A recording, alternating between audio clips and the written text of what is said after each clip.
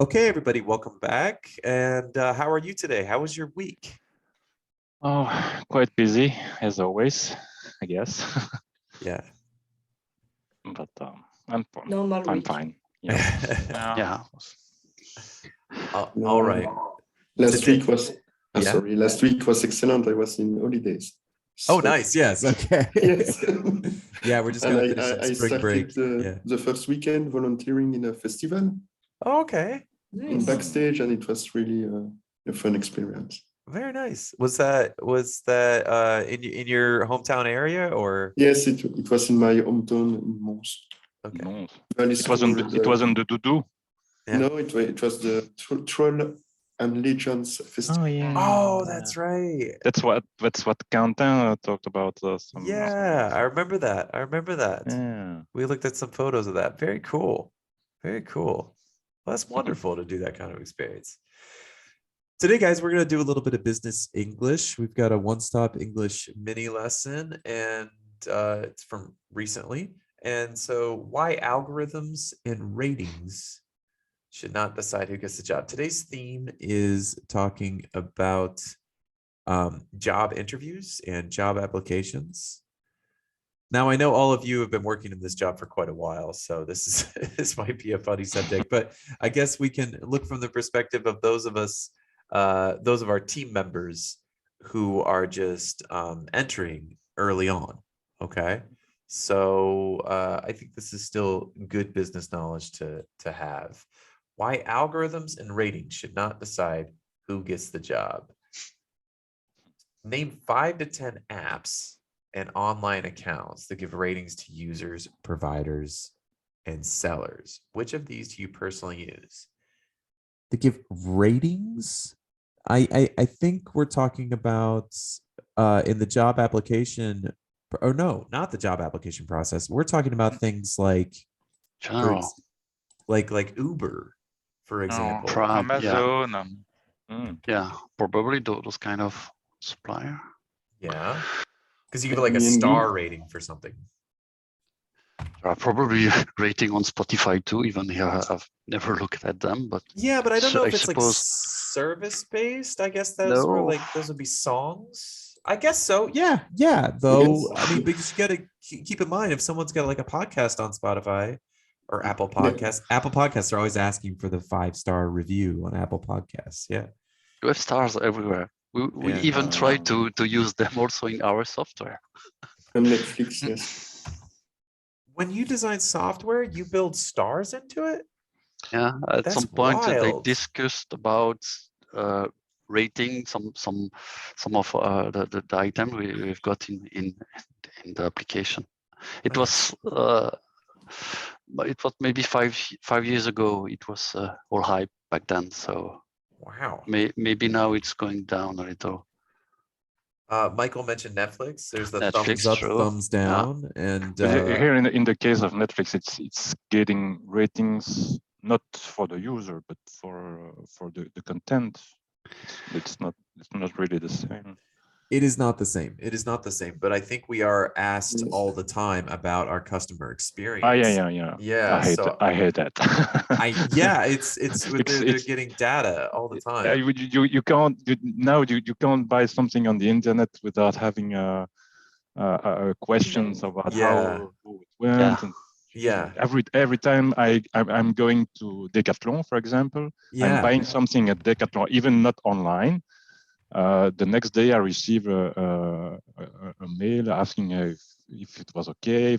Jesus, every time it's just too much. I started ordering some clothes off ASOS occasionally, and they always ask for customer feedback. It's constant, you know. And if you don't reply immediately, they'll send you like 4 reminder emails. They're relentless, you know. And at some point, it's bizarre because even when you get your car to the repair shop, you have more interaction with the rating thing than in the shop. You go in the shop, you get the keys back, and you're gone. It's maybe 1 minute, and then you have to read a mail that long and start clicking everywhere. I never do it anyway, but it's bizarre. Well, Pierre, I think you're bringing up something important. It's the automation of customer service, automation of the customer service experience, and then it puts a little bit of customer service work on the actual customer as well, and it's been completely normalized, and I think it's putting a lot of onus onto people. I compare it to when you go to the grocery store now, when you go to the supermarket and check out, and now you use the automatic checkout machine that's facilitated by one person doing like 5 automatic checkout machines. That's putting work on the actual shopper. That's putting extra work where they're doing basically the equivalent of a job of a bagger. So it's this kind of thing. Instead of having someone come and asking you like survey questions and taking notes and say, how was your experience, by the way? Can you tell me, Yeah. Instead, it's some automated email. So it's kind of putting work back on you. I also doubt it's very useful because it's also oftentimes related to ratings, but the question is so vague. Yeah. Sometimes you when you want to do it, you have got some precise thing to say eventually, but there is nothing. There is no checkbox for that thing you want to tell. So it's going down the drain anyway. So it's bizarre. That's a good point.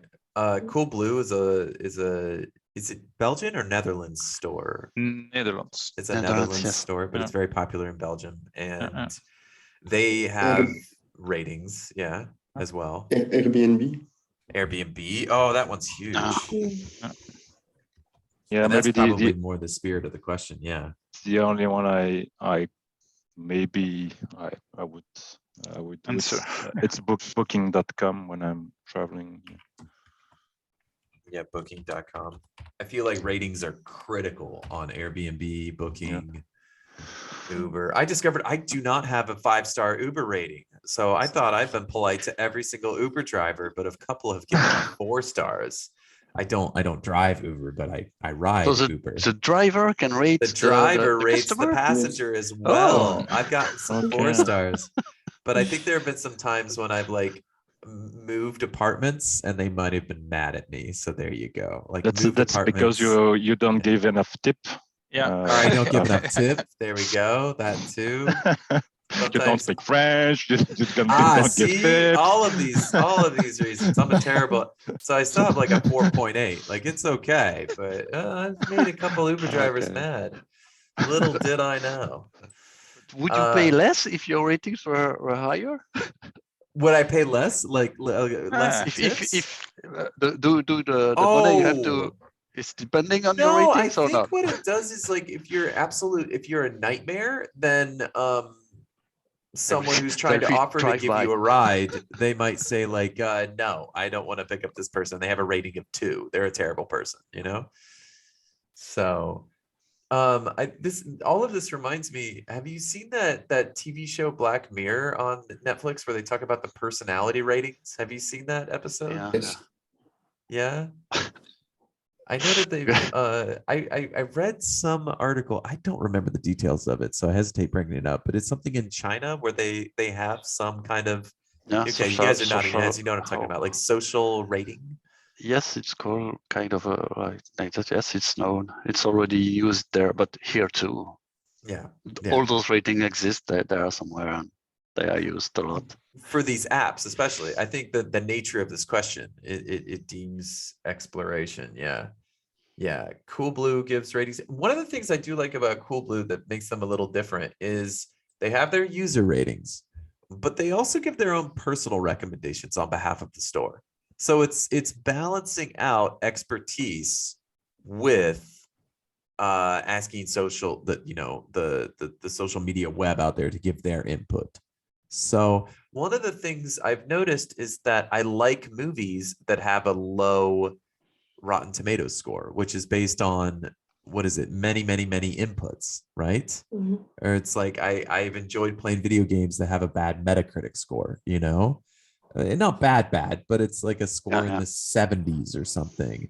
And so people don't like this experience, this film, this game.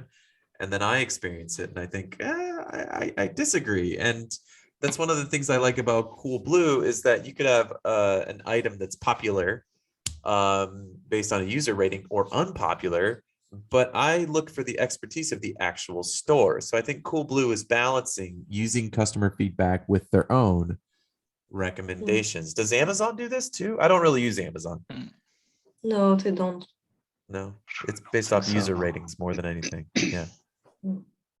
I know the user ratings thing is huge for small businesses, and sometimes they'll even ask their friends to start their user ratings. Like they'll have their friends begin and plant a couple in there to try to Yeah. inspire other people to give more But- There are organic a lot of ones. fishy.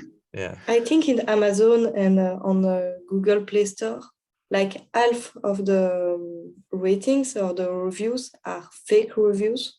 Ah, yeah. They make it like it's user reviews, but in fact it's sponsorized Yeah. things. So I don't really trust those reviews. No, you have to take them with a grain of salt or two. Yeah, for sure. For sure. For But sure. sometimes on Amazon, I can see a verified comment or something like that. Verified sometimes, comment, there's a mechanism to verify if the comment is fake or not, I guess. Well, and there's got to be bots out there that you can probably employ to Oh. create accounts, create comments, and then yeah. Why might people have a less than perfect rating on these apps and accounts? I expect people to have a less than perfect rating. You know, because I think customer experiences are subjective, and I think eventually someone's got, like I said, I don't have a 5 Uber rating. I made somebody mad along the way. Here, take all my guitars and amplifiers. That's a 3. You know, they're angry at me for that, right? It also depends a lot on how people are scoring. Maybe people won't say, okay, that's average experience. I don't put 5 star, but 3, for example. So I think Yeah. ratings is also all over the place. Um, And if you try to correct them with statistical variation, it's still That's a good point. The difficult to grading do. scale is different for every user. That's also subjective. Yeah. Yeah. I Yeah, think yeah. people do more reviews when they are unhappy. Like if you are angry, you will review things, but if you are happy, you will not think about it. So for restaurants or things like that. Yeah. Yeah. Yeah, If- that's what I saw, that when you're making too much, when you're asking too much for ratings, at the end, at some point, you will have only the very good ratings or the very bad, but the average ones, you won't get them anymore. I think so. But I agree with what Janice is saying. Like if I go out to a meal and have a wonderful time, there's nothing compelling me to take out my phone and leave a comment about how wonderful it was, you know? No. But if you're angry, there's the temptation to want to tell the world about it. You know? yeah, sure. Yeah. It's the same for the hotels, and you can see if when I'm booking a hotel on booking.com, for example, where we used to look at the ratings and the feedbacks, and you can see always very good ones, very bad ones, but it's not easy to sort them out to make your own opinion. Right. Right. There's always something that goes so wrong. Yeah. You know, you have some I don't know, insects in the bed, or there is a smell, that's there the is too much noise, or there is always a scorpion something. or what? Yeah, Depends on the beast. I don't know how we call them in English. You know, it's some like bed bugs. Yeah, right. Yeah, bed bugs. That's the Yeah. one I was looking for. Yeah. Bed bugs. I think Airbnb, it's critical though. Like, so I use Airbnb more than booking.com, or at least I used to before 2020. And plan on doing it again. I took my Airbnb rating very seriously. So I've got very close to a perfect rating on Airbnb. Because if you want to go on vacation, you need a close to perfect rating on Airbnb. You want people to say, yes, come and stay in my vacation home or my Airbnb second home, you know, yes, please come stay. I trust you, you know, and people are leaving not just a star rating, but comments like, oh, he's very clean, he's considerate, easy to work along, you know, this kind of stuff. These are testimonials. I think those testimonials go a long way. And so I've pretty much always had good experiences with Airbnb. because I can choose the best rated people and they look at me as someone who's reliable. That's been very important to me. That's been really important to me, because if you get a bad few Airbnb ratings, oh, he's inconsiderate, he's messy, then all of a sudden you're going to miss out on your best opportunities. So, yeah. But then you create a new account. I suppose. Yes. Yeah, otherwise. I choose to clean my act up. But even with new accounts, people don't trust you so much because you don't have as many inputs. So I have a really clean Airbnb account with many inputs. So yeah, I'm a little proud of that. You can't make another account on Airbnb because it's linked to your ID card. You have to have. Oh, that's right, because I'm verified. Yeah, because I'm verified with my passport. Yeah. I take that one seriously. I don't know about the other ones, but obviously not my Uber one. My Uber account, it's like 4.75. That's bad, but yeah. How would you feel if your personal online ratings affected your chance of getting a job? Oh my goodness. At some point. So as a freelancer, obviously I'm an English teacher, but I go out and I try to apply for gigs a lot. So I've noticed that I don't have a star rating built into my work. It doesn't quite work that way. But one of the things I've done after I get a happy client is I ask them to give me a testimonial. And so one thing I have on my website is I have a testimonials page. And whenever I apply for a gig, whenever I apply for, some sort of job, I use my testimonials. And I just think it's part of customer service experience that everybody has knowledge of nowadays.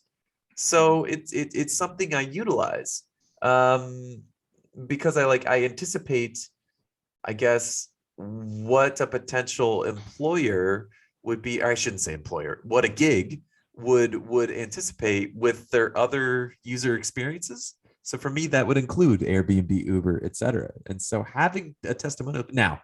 Do I show negative testimonials? Yeah, that's what the question I was going to ask. The positive ones. No, I've never gotten a negative testimonial because I don't ask those people to give me a testimonial.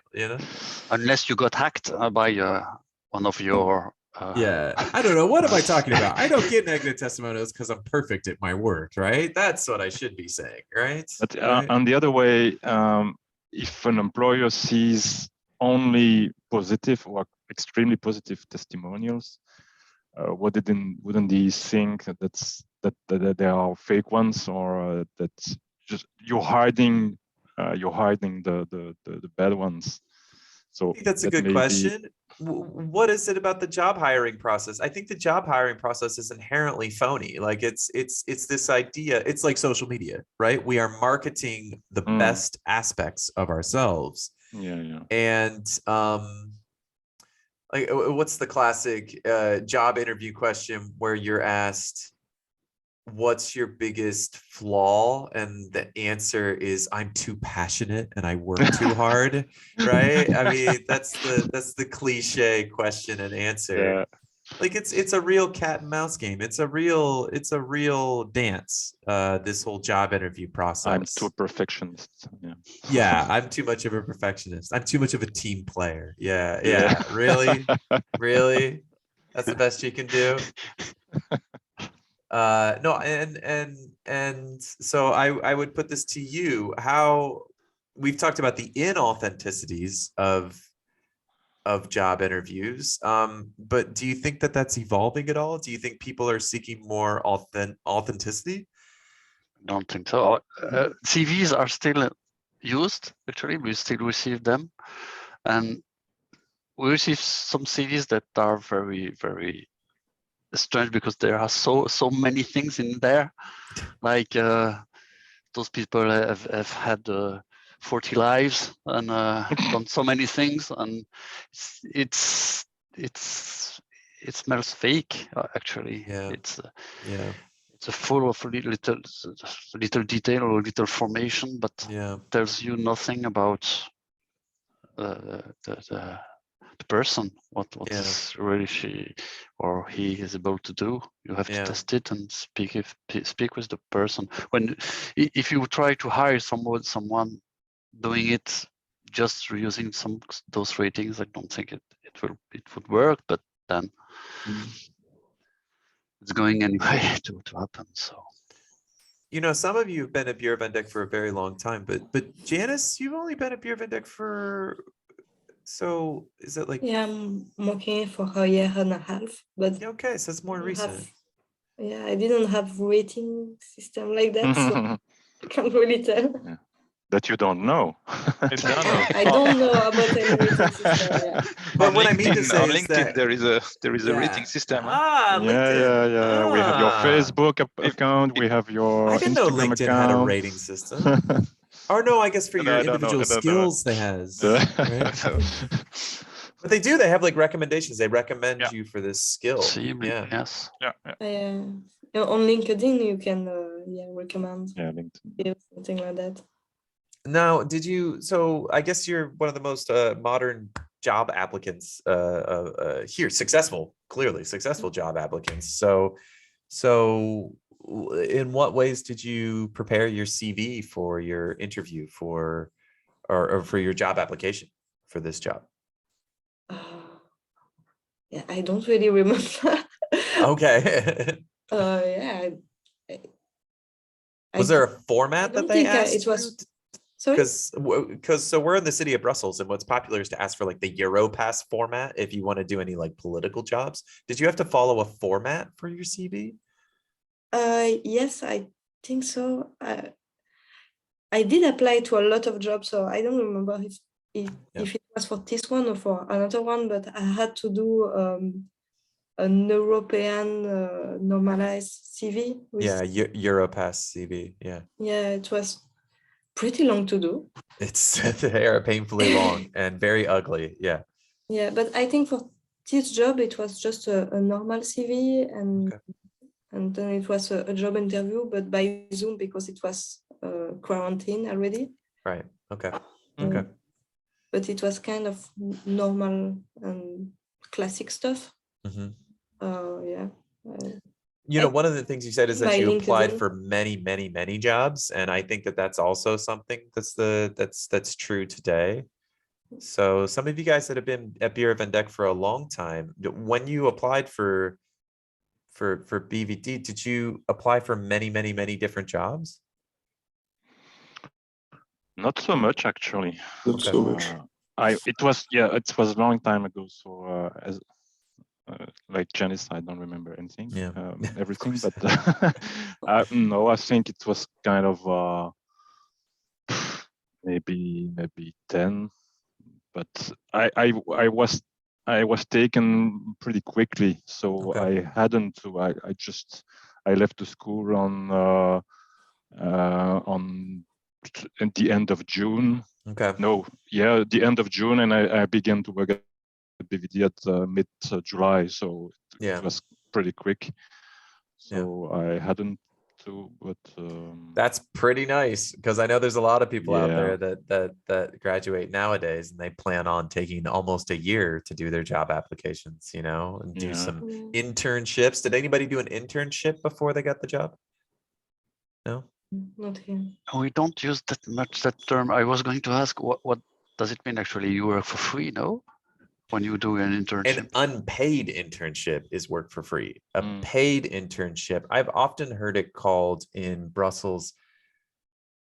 I hear people say student job. Now we say student job in the United States, and I think the meaning is slightly similar, as in a student job that's not completely related to your degree field, as in you just make a little bit of money. Right. All right. Yeah.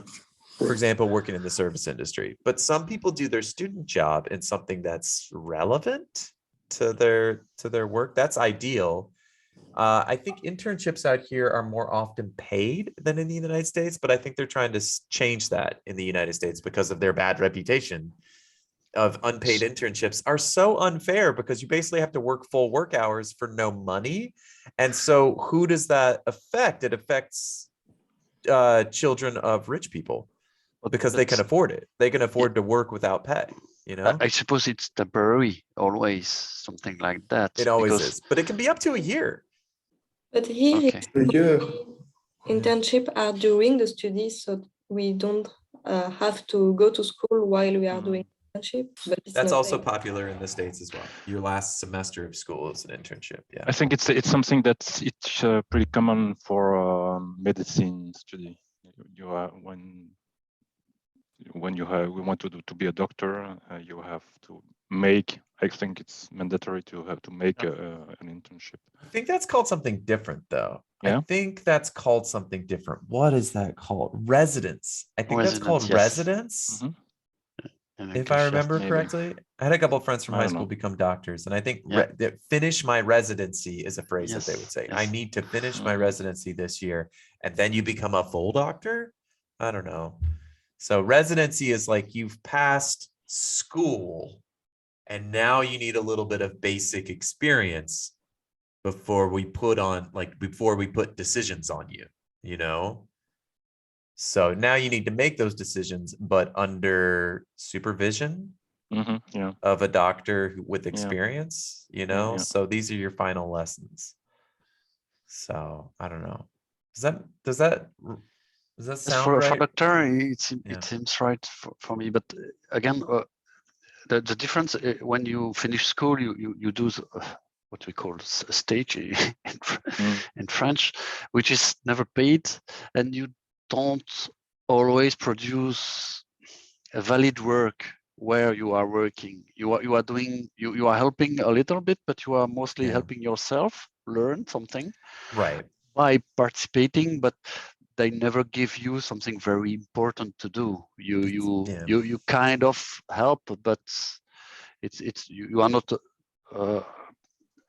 It's very temporary, and they are not counting on you. To get the experience than really doing an Yes, official. Well, it's this kind makes of sense from the two-way company's street. perspective too, you know. Yeah, This may like yeah. you don't want to put Exactly big decisions and big projects that could affect the trajectory of the company overall to an unpaid intern who's, you know. But I hear it so much in English. It seems like an intern is something that work as everybody else does. So I don't understand really the difference between an intern and, except maybe it's the first work he's doing at some place. And when it's validated that he's able to, maybe then he switch from intern to permanent or something The like that. best way to explain internships, well, I mean, your questions are all valid because internships come in a variety of different, or in a number of different varieties. Yeah. So there's the unpaid internship that's part of university credit, right? Then there's the paid internship. Basically, you've recently graduated from university and you get paid to do, it's basically the equivalent of an entry-level job, but now entry-level jobs require a master's degree in internships. So this whole idea of entry level is it's now graduated to a higher level of expectation, right? So yeah, there's the paid internship as kind of, it's a way to pay someone who's early in their profession, in a professional position where the pay ceiling is high. It's a way to pay them close to minimum wage, you know, in order to get a talented young person on the team. So a paid internship actually might have some responsibility, like some bigger responsibilities, right? And yeah, honestly, those are kind of probationary jobs where it's easy from the perspective of the company to sever the contract. Legally speaking, it's easy to be like, oh, your internship is finished. And that was a probationary way of auditioning the person long term and watching them work with the office and giving them increasing responsibility. And if they do well at their paid internship, that turns into often their entry level position at the same company. Unpaid internships, I feel like that happens sometimes, that anecdote, but it's more hit or miss. It's less frequent, you know, because again, they don't give you as much responsibility. Why would they hire you, right? So, but yeah, I think internship programs are big for companies who want to learn more about potential employees, you know. So but it's interesting seeing the requirements for internships increasing. It's like you have to have a master's degree in experience to get an internship, basically. So let's look at keywords. fair in the way that you describe or treat a situation. Let's start with FX. The business journal was well known and respected in financial circles for its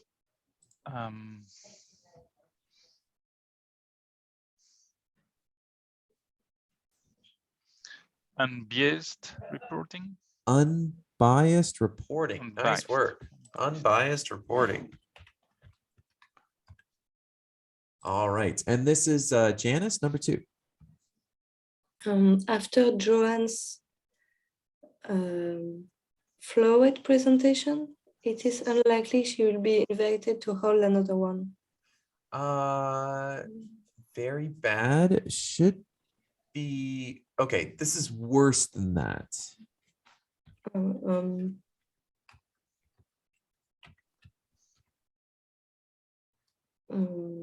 So I don't know snazzy word. I don't know. Snazzy means like fashionable. Okay. But it's a kind of an old word though. It's kind of funny. Yeah, I'm not sure. Does anybody know this one? Very, very, very bad. I think I do. Yeah, it's the second one. Dismal. Yeah, dismal. Dismal. Don't know this word. Dismal. It means absolutely terrible. Let's try number 3, Alain. Contained faults. Although the proposal looked promising at first, once put in practice, it was clear that the concept was seriously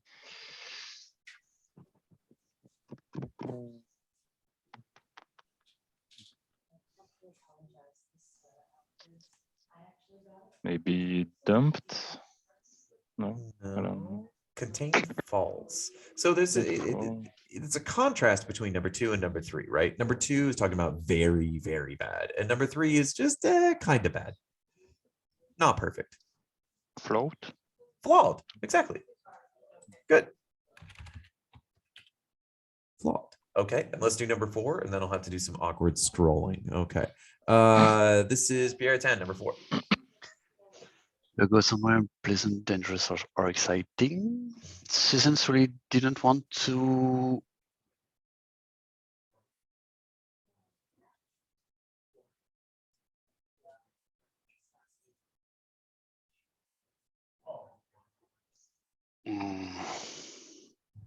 it's a verb to.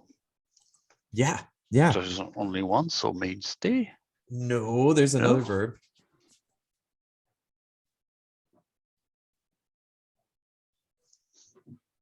What? It's associated with into. It kind of means like go into. Venture into. So yeah. Into. Very good. So like adventure we use as a noun, obviously, right? But the venture part of that is a verb, to venture into something. Yeah. Really didn't want to venture into the archives. Good. I gotta scroll down. Sure, there were rats down there. Sure, there were rats down there. Okay, talking about an adventure. All right, let's keep going to number 5. I'll have to do some awkward stuff here. This is Michael. A creator of something or someone that you no longer wanted or needed. Edouard could not understand why he had been from the team. Okay, let me go back to the word list. Here we go. Yes. Dumped. Good. Edward can understand why he had been dumped from the team, to get rid of something. What do we often hear dumped associated with? To me, less business. In a relationship? Yeah, relationships. To be dumped, to be broken up with. That's the phrasal verb we associate with that. Yeah. FX. Dump a lot of things. Yeah. I mean, you could dump a lot of things, right? I suppose you could dump friends, but you could dump employees. Sure. Yeah. FX number 6. doubts that someone has about something that other people think is true or right. Worrying as it sounds, I think we should treat this report with a healthy degree of Okay, doubts. Okay, here we go. 6. skepticism. Skepticism. Very good. Okay, Janice, back to you. Number 7. The person or thing that something depends on most in order to continue to be successful. Okay. It would be a disaster if we lost our whole export, TR, Of the economy. Yeah, the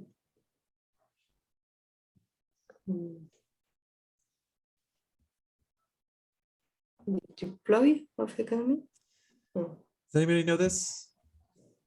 Sorry? It's kind of like the cornerstone, like Yeah. cannot be changed. Yeah, I would say the deploy. No, ploy is a noun. The mainstay. The mainstay. Mainstay is also a noun. I don't know why I'm saying that as if it's something different. Yeah, the mainstay of the economy. The mainstay of the economy. Good. Okay. Alain, let's continue. Number 8. Terrible, horrible, dreadful. The detectives try to keep the more details of the company directors kidnapping out of the media. Good. Absolutely terrible. Terrible.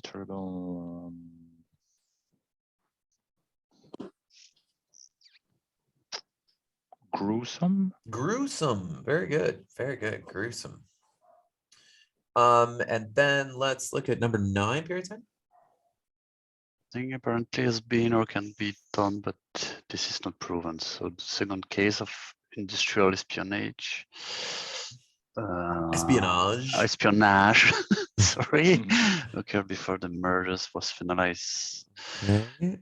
So this is like maybe. Allegedly. It means it needs to be proven. So if you watch a lot of crime dramas or courtroom dramas, it's allegedly. A lot of the time, allegedly.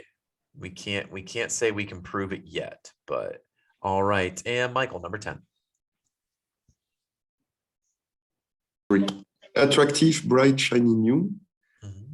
Did you notice the snazzy tie he was wearing for the meeting with his new clients? Snazzy. Very good. Snazzy. If something is snazzy, bright, shiny, I'm going to sneeze. Bright, shiny, and new. All right. I'm looking at the time, and I want to make sure we have enough time for the articles. So we're going to have to skip this last one. Full of problems, difficulties, or things that are confusing. The situation in the office with everyone returning to work at the same time was fraught with tension.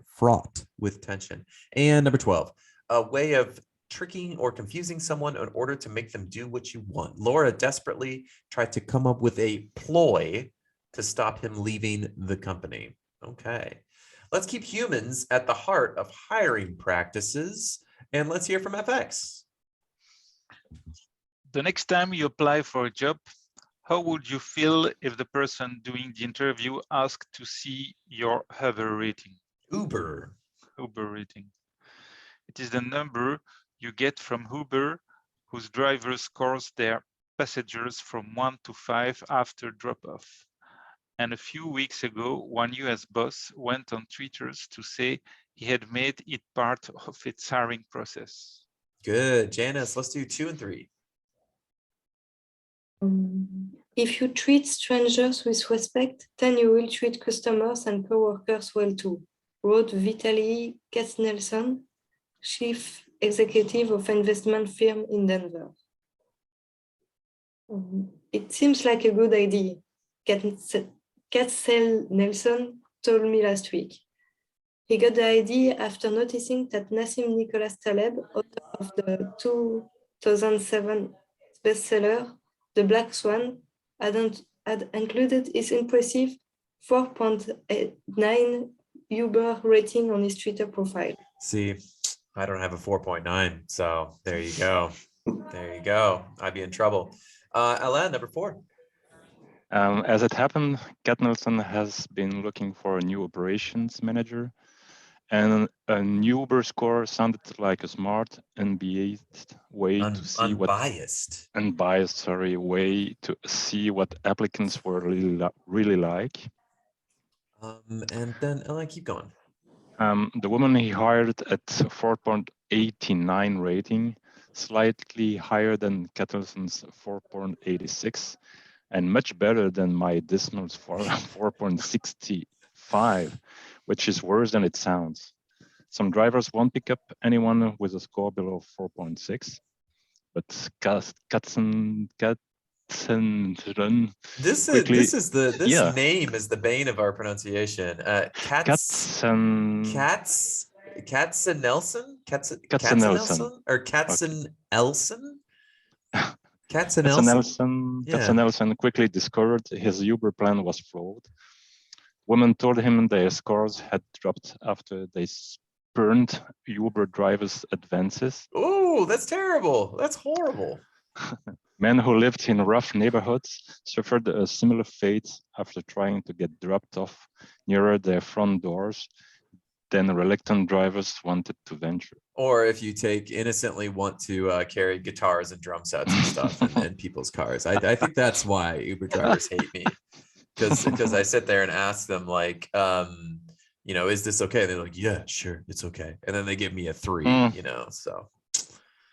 Yeah, there you go. I can be cheerful as I want, but they see a rock and roller. Okay, Pierre 10, number 6, 7, 8. To his shock, he then learned his assistant, Barbara, had the lowest score he had ever seen. This did not compute. She was, in his word, an incredibly kind, wonderful person. I wish I had a whole company of Barbaras. It turned out she hardly took Ubers at all, and one time when she had ordered one, there had been some sort of mix-up that meant she never made it into the car. Katzenelson quickly dumped the ID. I thought I was so clever, but then I realized it's not a silver bullet. Okay. Does this idiom make sense? It's not a silver bullet. If you are a vampire, yes. Yes, exactly.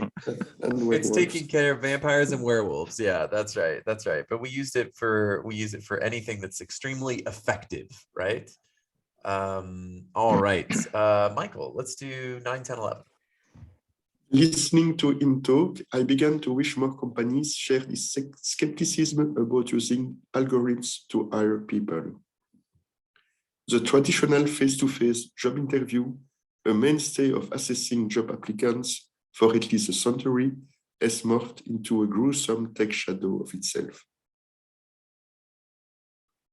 Keep going, Michael, one more. Yeah, recruitment is widely outsourced to companies that score websites for potential hires. Candidates' online applications are scanned for keywords and phrases hires supposedly want to see. An array of digital tools using voice recognition, body language software, and the like are used to allegedly predict good recruits. And as a result, I know that my CV and my cover letters all have a bunch of phrases that are recommended. So like the algorithm has done the opposite, and now you can recommend what's the one? A details-oriented, driven person, like this kind of junk, this kind of stuff.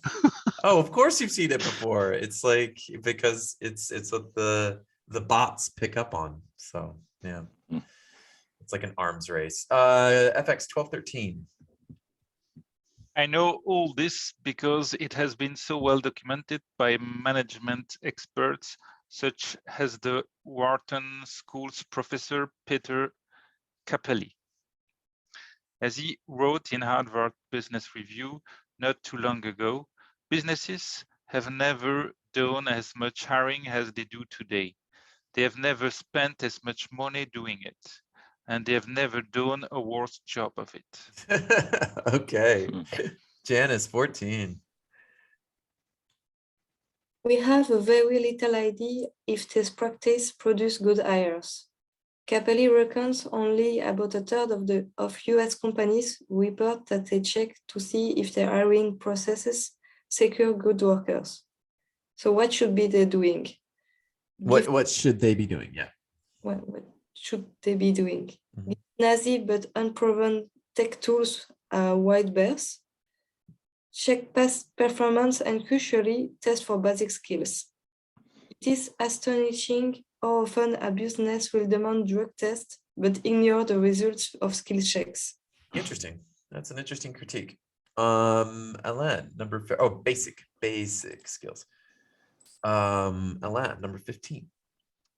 Ultimately, hiring outsiders is always going to be fraud. But I think Katzenelson was onto something with a ploy he used a few years ago to recruit an analyst, determined to find someone who really cared about investment research, not just money. He devised a tedious, time-consuming job advert. It asked candidates to list all the books they had read in the past 12 months, talk about the 3 books and 2 people who had influenced them most, provide a stock ID analysis, and write a cover letter to say why not hiring them would be a massive mistake. Interesting, because he wanted an analyst. So he made the actual job application itself so arduous. Pierre, time. About 50 applications came in, only a dozen of which answered each question. But the successful candidate is still with the firm, and for Katzenelsons, it worked out great. This tactic won't suit every company or every job, but I bet it does better than the average algorithm. That's interesting. That's an interesting critique. Okay, you guys, let's move on. I'm looking at the time, and let's move on to some discussion questions. Do you know anybody who is applying? Do you guys know anybody who's applying right now? Not really. No, me neither. What steps does an applicant have to go through these days to get a job? And how does this differ from the last time you applied for a job? For some of you, that might have been, a few years ago, right? I remember that I had to do a lot of logical and mathematic tests, even totally unrelated jobs. And I don't think we had that before, but I had to do a lot of them.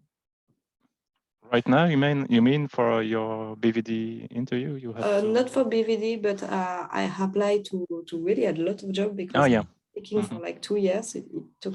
I had some at the time. I had some, but not for BVD, but I had for other companies. Yes, kind of logical tests and stuff like that.